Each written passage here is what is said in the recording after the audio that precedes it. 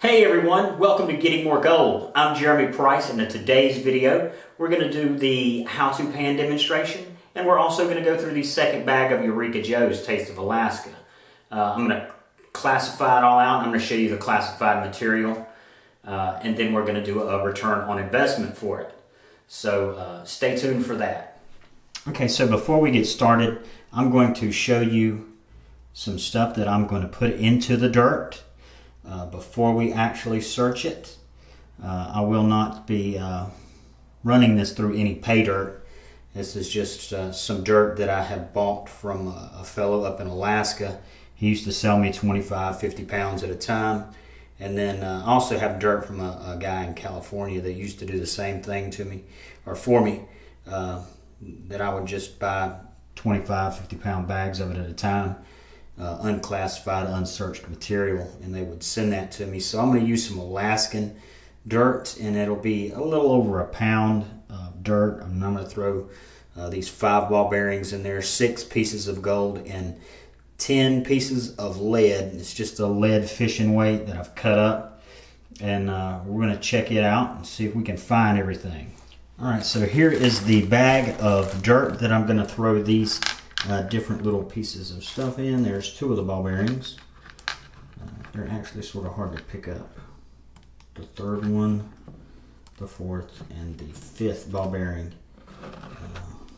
That's 3 pieces of gold, 4 or 5 pieces, 6, and then the 10 pieces of lead.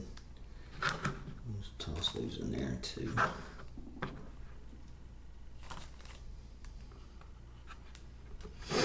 And then I'll close this Ziploc bag up. You can see all that stuff in there. Just shake it up, give it a good little shake here, and get that stuff working around in there pretty good. And then I'll get some water in the tub, and I'll pan through this stuff and show you all how to do that. All right, before I start, let me show you this. This is your most important piece of prospecting equipment, is the gold pan. And the reason I say it's the most important is if you spent all day out sluicing in a creek and you take your concentrates home with you, or you spent all day out there going through the gold cube, using the gold cube, and you clean your mats up and take those home to do it, go through it, then you're going to need a gold pan to go through all that stuff. This is honestly your most important piece of equipment. Now you see all these little ridges. I'll show you all about that. This little lip right here, this is where your gold and hopefully these ball bearings and lead will end up being right here in this little lip. Now you see how messed up looking this is. This is from being used and also from sandpaper. When you buy these, they're nice and shiny like this, and you have to rough this stuff up before you use it. You want to go in and prepare this, and you can either do it with some gravel, put some gravel in here and run it around, and scratch it up pretty good and wear that sheen off of it, or you can get you some like 150 grit sandpaper and run around in there, and that's what I did. I've done that, and then it's also gotten scratched up from being used. So I wanted to make sure you all knew that, and so you're going to have to season your pan, is what it's called. We've got water in the tub. This is a little 7-gallon mortar mixing tub, I believe is what it is. And now this is fresh, clean tap water. So one thing that we have to do before we start is put some jet dry in here. Now you can use Dawn dish detergent or something like that, but you'll get what's called surface tension. I know you've seen those little bugs that they just sort of sit on top of the water. What you want to do is make it where those little bugs, if they were in here, they just drop straight in. So we use some jet dry, some Dawn dish detergent, something like that, to break the surface tension. So that gold, people say it floats in the pan, but what it's doing is that surface tension is causing the gold to pick up, the really lighter gold to pick up and float. Now this pay dirt, or not pay dirt, but dirt that we'll be going through, it does not have much gold in it. If there is any in there, well, it's besides the 6 pieces that I put in there. It's just really tiny stuff. So we're going to put a little dirt in here to begin with, to open that bag up. We'll put a little dirt in here. You'll see that little murky silt. And so we'll probably pan 3 pans of this stuff. Grab one of these little containers from over here to put the stuff in whenever we finally get through it. Now, I want my material to be wet all the way through. I have put material in a pan that was dry before, and it just was sort of a clump, and I had to actually, you know, move it around to get that, to get all that material wet. Now, what we're doing here is we're stratifying it. We're putting the heavy stuff on bottom, and then the next heaviest material, which would be your lead and your black sands, your magnetics, and then we start gradually moving up through the different layers until the top little layer is just really tiny, fine material. And what you want to do is you want to start leaning this pan forward while you're stratifying it. Once you know all the material is good and wet. And then we just keep moving it forward slowly.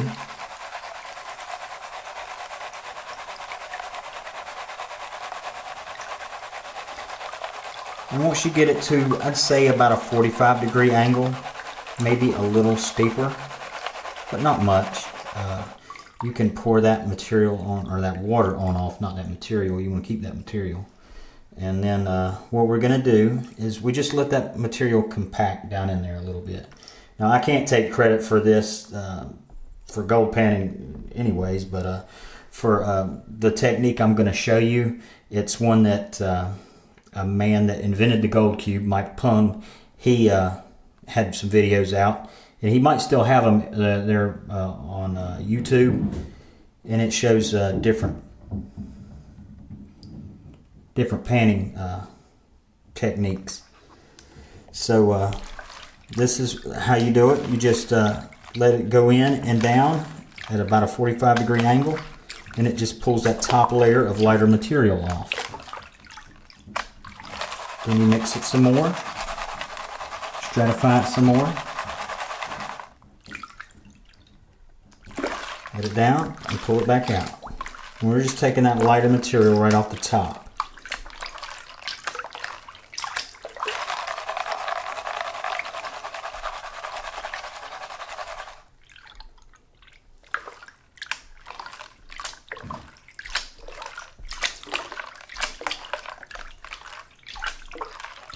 Now when you get low on your material, what you're going to do is you're going to pull it back to where it's up under this lip right here, up under this ridge.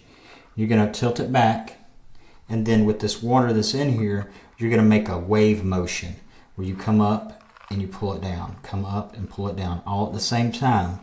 Now you'll see people, they'll do other panning videos, they'll do it where they sweep the water around, they swish it around, and we're not going to do that just because it can blow your gold around, so we don't want to do that.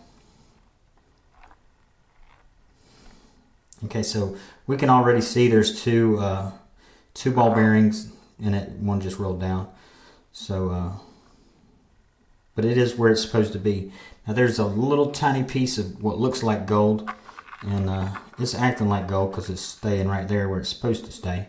I'm going to take this one ball bearing out and put it in a little cup over there. So we're going to keep pulling this material down.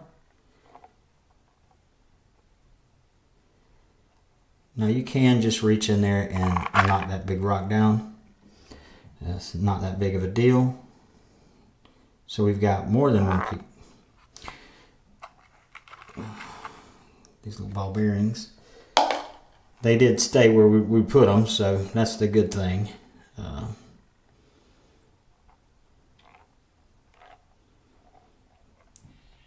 Okay, so we've got just a little bit of material still trapped around those pieces of lead and that gold that's sitting up there.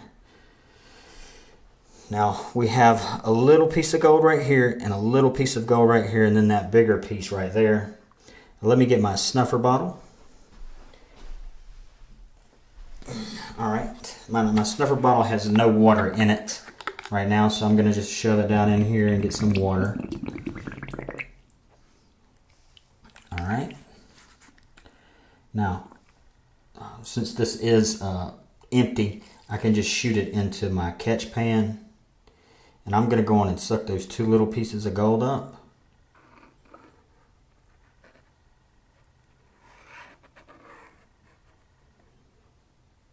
Now you want to make sure you keep the nozzle up under there while you suck that gold up. If you pull it out too soon, your gold could actually get trapped in this little nozzle, and then when you go to spray it out again, then it blows your gold back in the pan. So if you want to know, I have done that. So you just got to be a little careful when it comes to that. So we got two pieces of lead and that one big piece of gold. It's not going to get in that, I won't be able to suck up in that snuffer bottle. So let's see. We've got 2 ball bearings, 2 pieces of lead, and 1 piece of gold. That little gold I didn't put in there, so we're not really going to count it.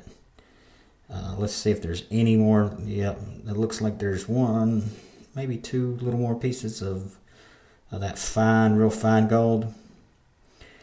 And I don't know how well that'll show up on the camera, but I'm going to try to show it to you anyways.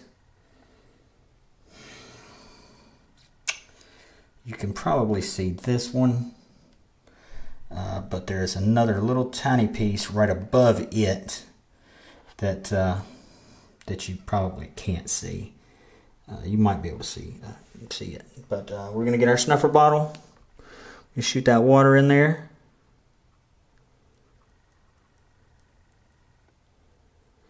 and then we'll suck that little bit of gold up. Now, you saw me when I did this, when I was trying to spray some of that out. I was still pushing it when I went over here. Now, some people, they'll use the snuffer bottle to, like, say this stuff right here is gold.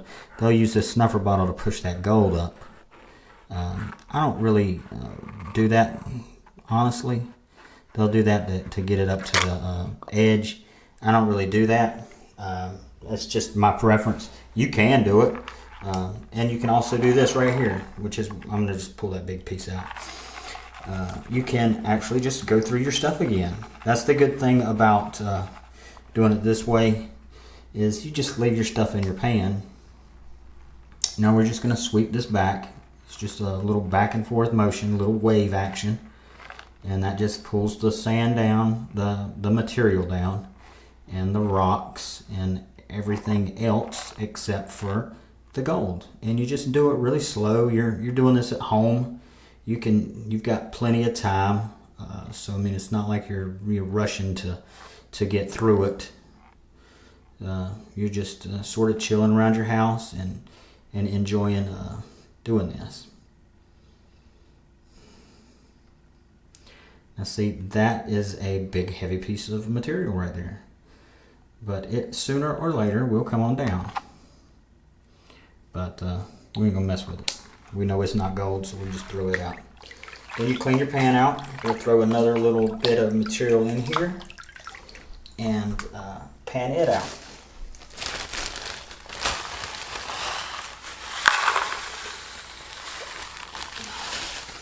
All right. So we got a little bit more in our pan. I can already see, well, 2 ball bearings at least. That looked like a piece of gold, but I don't think it is. Gold, it'll be shiny in and out of water. That's one way you can tell it from pyrite. Okay, so we stratify this stuff. I like to do this one-handed. That's why I like the smaller pan. it's easier to do one-handed. You can pan with two hands, but I prefer to use a smaller pan, and I think it just is, like, again, I said, a preference. I use this big 14-inch pan that's down here as my catch pan, and then I use the 11-inch pan up here to actually pan with. Now you have these riffles, and that's what these are called. This is to stop any heavier stuff that might be trying to get out of your pan.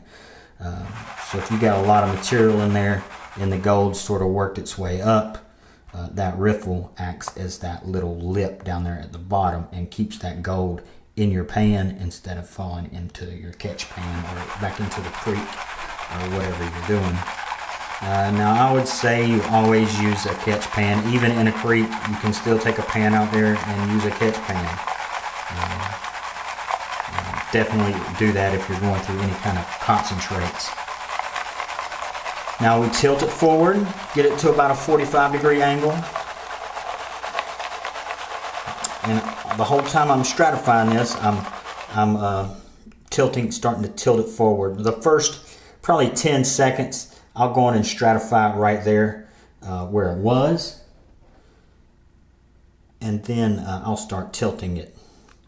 So we're just going to take this and run it down. Run it down and in. Now when I say run it down, I'm just going on in there at a 45-degree angle. Now, say you got a lot of heavier rocks and material in there. Yeah, you can tilt it up more, but you'll never get to the, or you should never get to the, where it's at a 90-degree angle. Like straight up and down. You should never get that far up. You might get up to, you know, like a 60, maybe a little more than that, but not much. And that's only if you're dealing with like a bunch of rock. You got a lot of rocks in here or something. That'd be about the only time I would go up that high on it.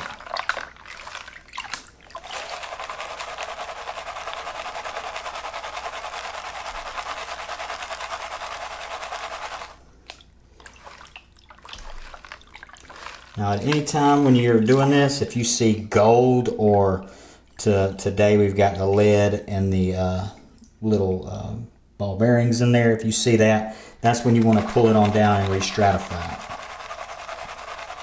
Now you can pick these rocks out when they're up underwater like that. That's perfectly fine to do. But you might want to re-stratify your material again. Most of the time I don't worry about the rocks, but sometimes you get some in there that they just don't want to move around good. They don't want to come out. So yeah, you can go on and pick those out. Alright, you see I've got 2 ball bearings showing up. So I'm going to go on and pull this material down. And I like to get it all back down here. And then we'll do our little tilt method where we just wave the material down.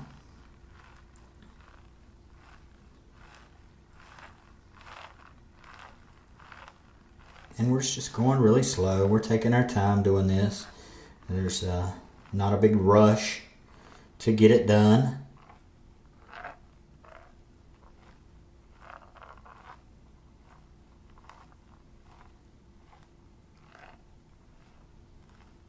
Now you see where those ball bearings are? That's where your heavier material should be. That's where your gold and your black sand should be, is locked up right there in that lip.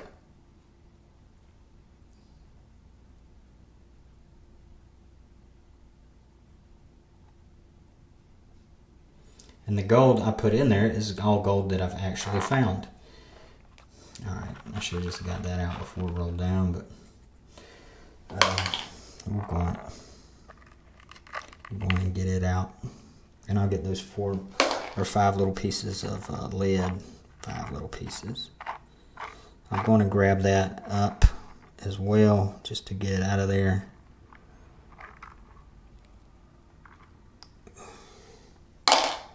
Alright, so we got that out.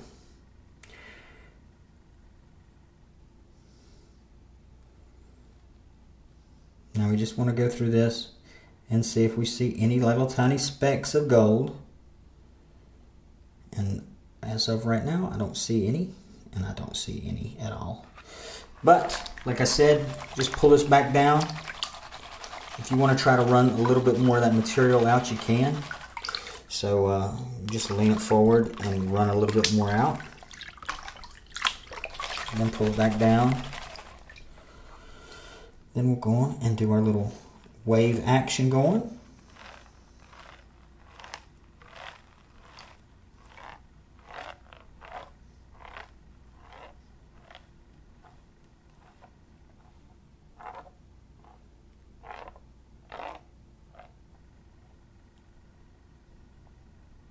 Well, I think I was telling you that gold will stay shiny even if it's not in the water.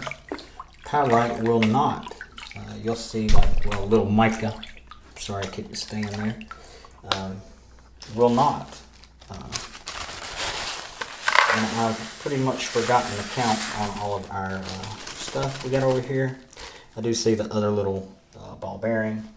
Let's see, we've only got one piece of gold. We got 4 ball bearings and 1, 2, 3, 4, 5, 6 pieces, maybe 7 pieces of lead in there. So we need 1 ball bearing, 5 pieces of gold. Yeah, 5 pieces of gold. And 3 pieces of lead, I believe. So we want to stratify this material.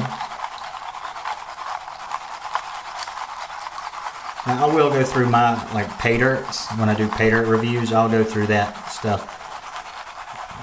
So much so that you won't even see this little murky stuff in there anymore when I get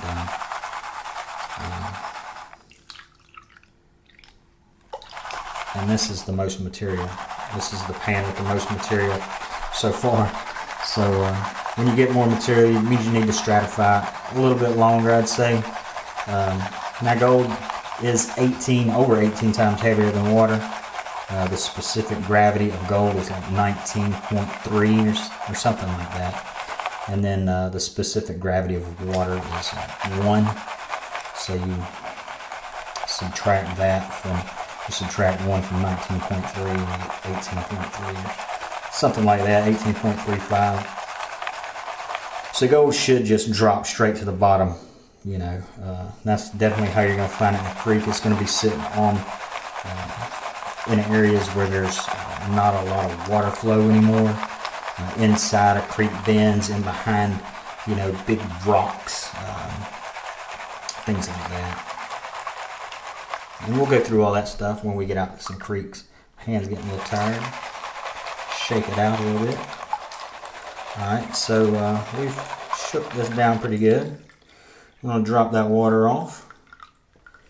And now see, this is the pan that we've actually got probably a little too much material if you're like doing a concentrate type thing. So we're going to pull this out. There's a piece of gold, it looks like, right there. So I'm going to pull this back down and stratify it again.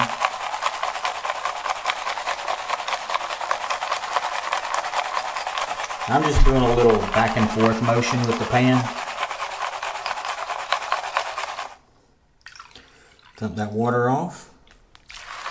Just go in, and we're just pulling that top layer of material off. And there is a piece of gold, I believe. So, like I said, anytime that happens, you get a little piece of gold, or you see the ball bearings or anything like that, you want to pull that material back down and re-stratify it.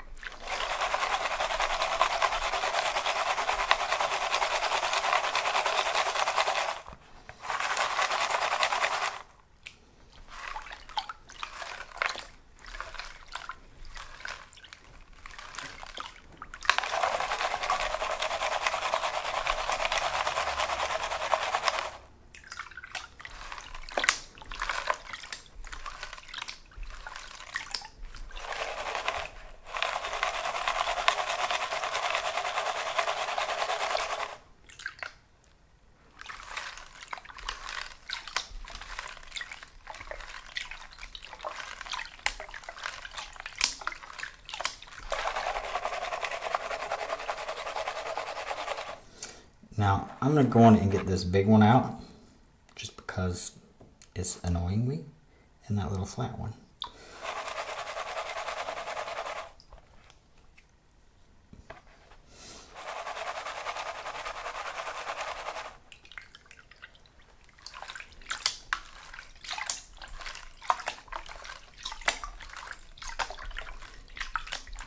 Alright, now this is probably honestly a little much material. I think the last one was a little bit too much as well. But we're going to go on and pull this stuff down and see what we got.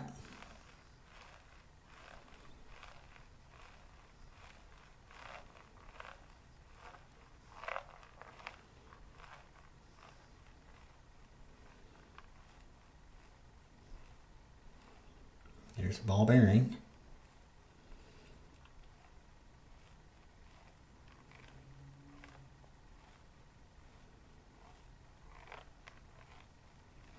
And there's some gold and some lead.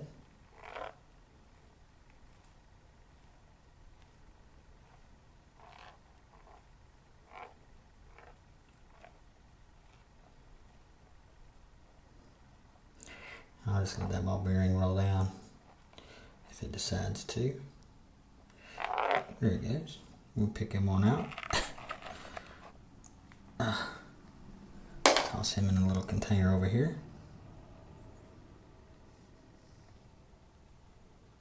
And just go really slow. No need to rush.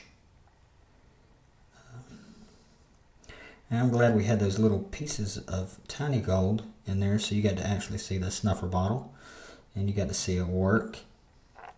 If you're a novice and you've never done this before.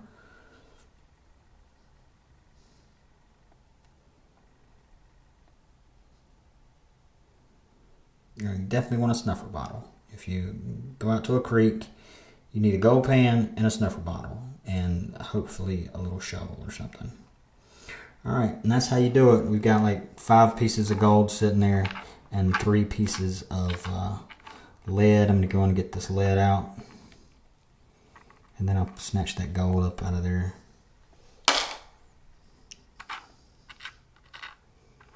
And then we'll see if we got any little flakes of gold. And I'll go through this material one more time just in case I missed something. Just this pan of material, not as well. Let me show you, I'll show you this. Now, this isn't gonna really do a whole lot where we don't have any little fine gold. But,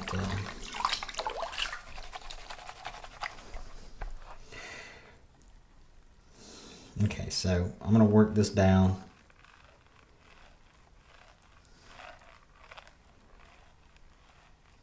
I'm going to work it sort of fast, just because we've been through this already, and I know,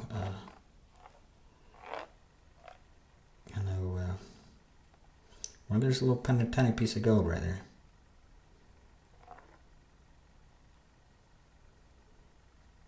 I'll show you in 1 second.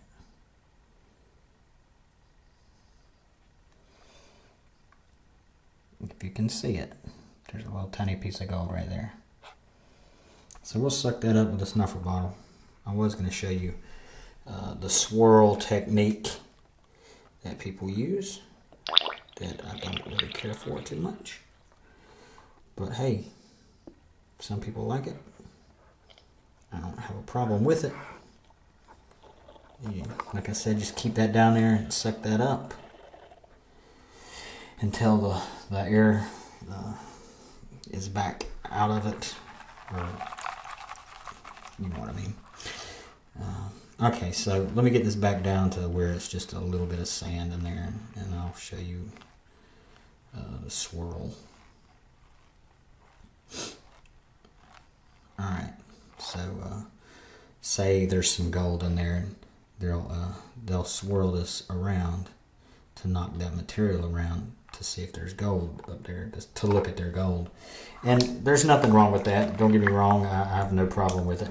A lot of people do it, but I watched those videos that I said once again. The creator of Gold Cube, Mike Pung, P-U-N-G. If you look him up on YouTube, he's done several videos where he goes through the material, he classifies it, pulls the magnetics out, and then pans it down. One of his buddies salts it up with a bunch of black sand and extra gold, and then he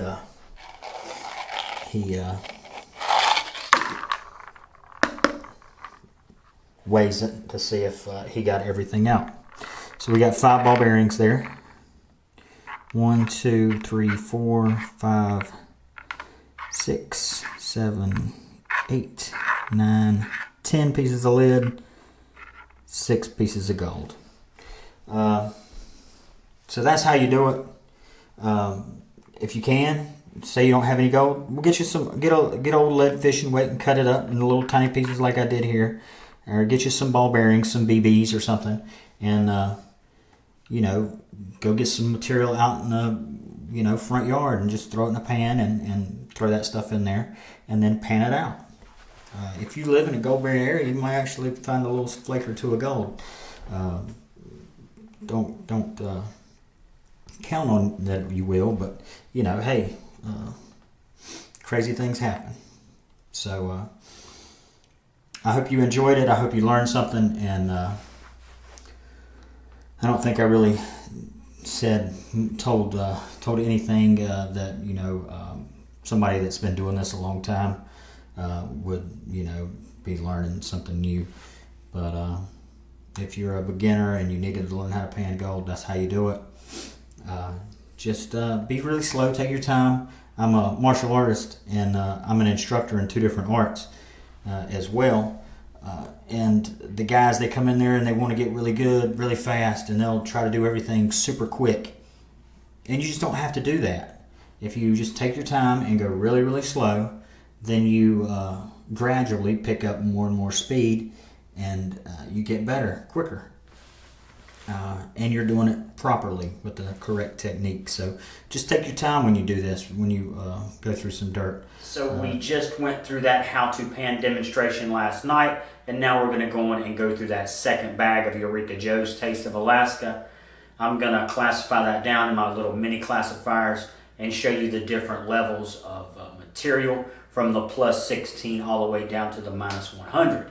Then we'll probably skip the panning portion simply because that's going to extend the video out too long, and we'll just skip straight to weighing the gold, and then do a little screen recording of us actually finding out how much the gold was worth and doing a return on investment on that second bag. Then we'll also show you a little more of a precise way of figuring out how much any scrap gold that you have is worth, as long as you know the purity and the amount, the weight of it. We can figure that out. Plus, you'll need to know what the spot price is as well. But we'll be able to figure that out, and I'll show you how to do that without using a website and just using a calculator. So stay tuned for all of that. So this is the second bag of Taste of Alaska. I'm going to open it up.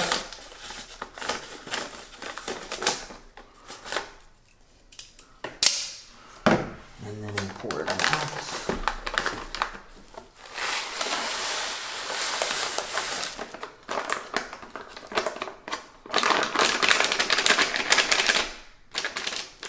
They have nice little bags, by the way. They're like those coffee bags. You're the fancy coffee. And that is our dirt that we will be going through. There's a little piece of gold right there. But we'll classify this stuff. I'll move this over and we'll classify it. And then I'll show you guys the classified material. Alright, so this is your different material classifications. This is around your plus 16 material. And I just poured some in this little blue container so you guys can see it a little bit easier. That's going to be your plus 16 material. And that's anything in the top here, in the top of your classifier, the 16 mesh.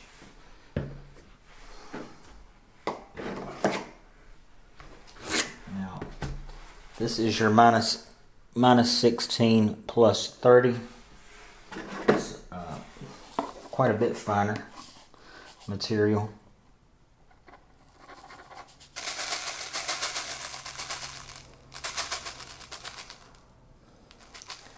I don't know what you could sort of liken that to. It's not like beach sand, I wouldn't say. Maybe a little bit above that, but that is your minus 16 plus 30.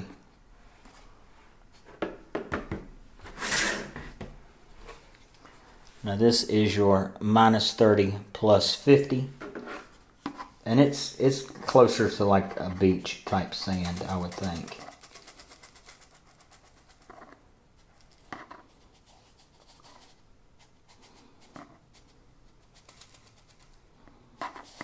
Alright, and that's your minus 30 plus 50.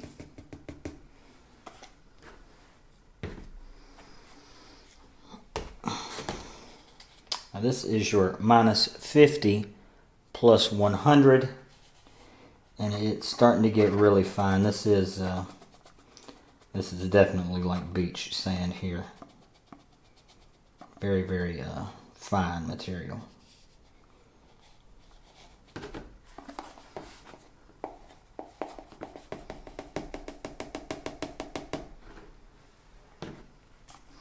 And then this is your minus 100. This is almost like cocoa. Like you mix up some cocoa with milk.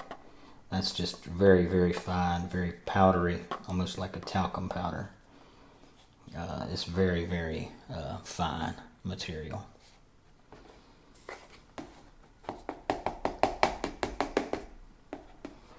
I always keep a little brush, like a little paintbrush, to help move this material around. Now, if you have these little classifiers and you're doing this dry, which I do, classify this material dry for the most part, unless I get some wet material. Do it over the top of a gold pan. Do it over the top of one of your gold pans. That way, if the little powder, or even if the bottom would fall off or something, you're going to catch any of the excess stuff down here instead of ending up on the floor or on the table, something like that. And then I also, when I take this apart and start putting this in its little buckets, I go in and get the little plastic container and bring it over here and pour that into the plastic container. So those are just some little tips, to try to help you out, so you don't end up with a bunch of material all over the place. You want it in these little containers. You want it in your pan when you actually pan this stuff out. So we are going to weigh the gold that we found in the second bag of Eureka Joes. I'll put my little empty container on there, and we'll tear it out. We'll sit here for a second just to make sure that she doesn't move around. And when she doesn't, then we'll go on and put this gold in here.